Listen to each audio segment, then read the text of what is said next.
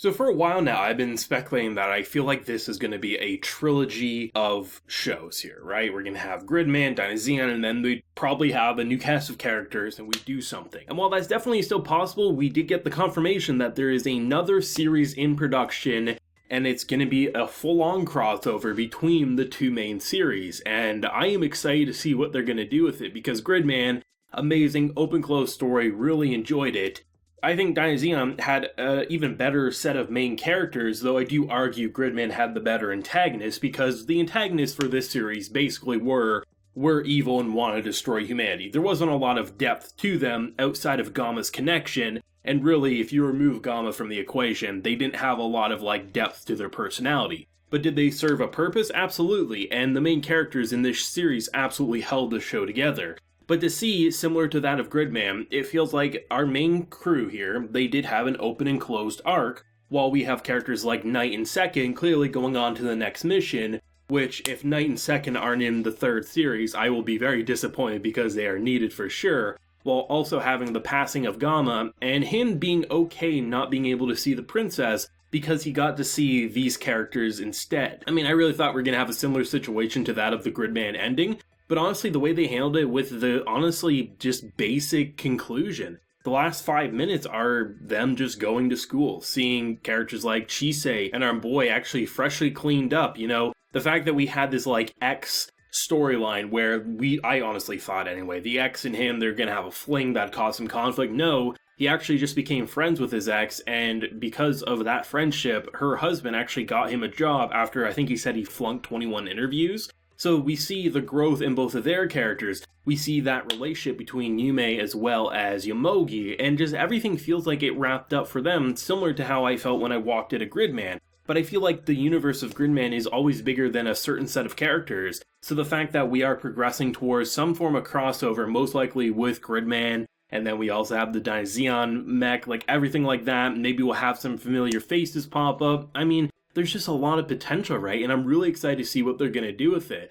And I'm also not afraid to admit mistakes I've made with predictions. I firmly thought Hsieh cut herself, and I saw a lot of people agree with me. But after watching Horimiya and how the main character in that show self-harmed himself by using piercings and tattoos being a pretty taboo thing in Japan because most adults associate it with the Yakuza, so the fact that she was hiding a tattoo and it was probably a form of self-harm to make herself stand out because she felt very isolated by her peers, now fully confident in showing it, I still think it works as a form of self-harm and kind of growth while simultaneously having, the cousin basically reach adulthood, which I really enjoy. I also saw a lot of people at the beginning of the show predict they weren't actually cousins and there was going to be a romance between them, but honestly I love to see where the direction those two took, but most importantly Yume and Yomogi. That typical, oh you're not calling me by my first name, the flirtatious nature, this and that. But it just felt like their arcs open and closed. They really felt like they developed, and the natural banter between them, the awkward pauses, and how it really felt like rather than watching anime characters flirt and bicker, you were really watching normal people. The most anime character out of the main group was Gamma himself,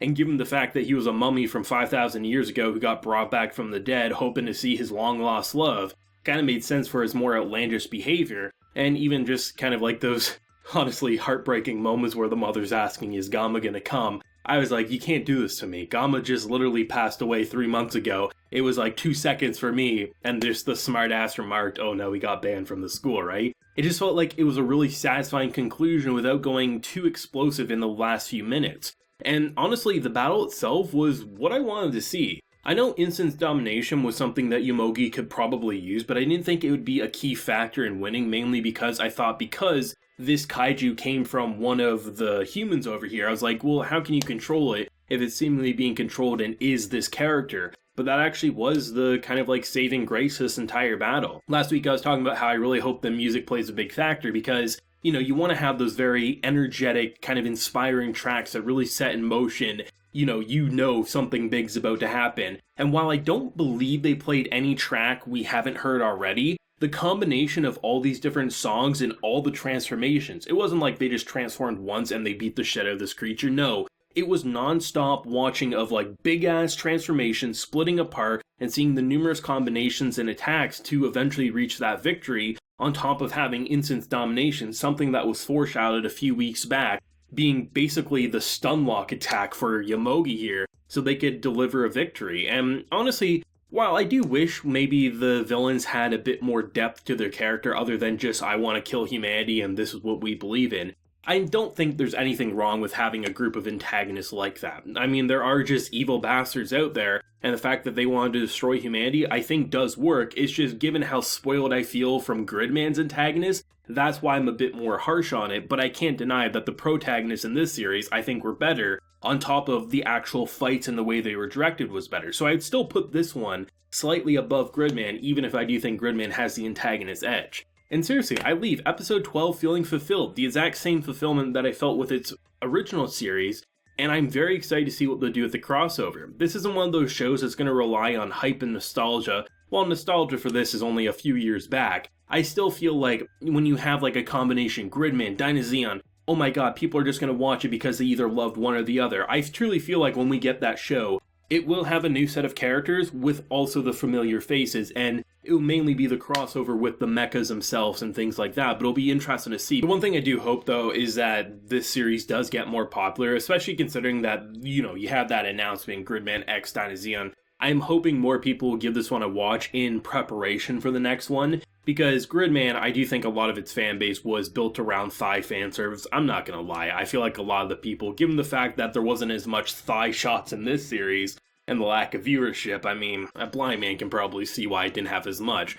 But I truly feel like any of the actual action or great character moments that was in the first one, I mean, it was here and even better. So hopefully with that kind of like interesting sequel, because I assumed they would make a sequel, but I thought it'd be even harder to get people to watch it, given the fact that, this one was so underappreciated by a Western fan base. But with Gridman attached to the name, as of right now anyway, unless they change it in the future, hopefully that'll be enough reason for people to check this one out and hopefully appreciate it. Or if they just jump into the third series, they're going to see how great some of the characters in here were, and they'll go back and give it a shot. Because while I understand people get all excited about their thighs from Gridman, I mean, there was so much more than that in the original Gridman anime, and honestly, at this point, I wouldn't be surprised if thighs are brought back in full force in the third series, just to make sure people watch it.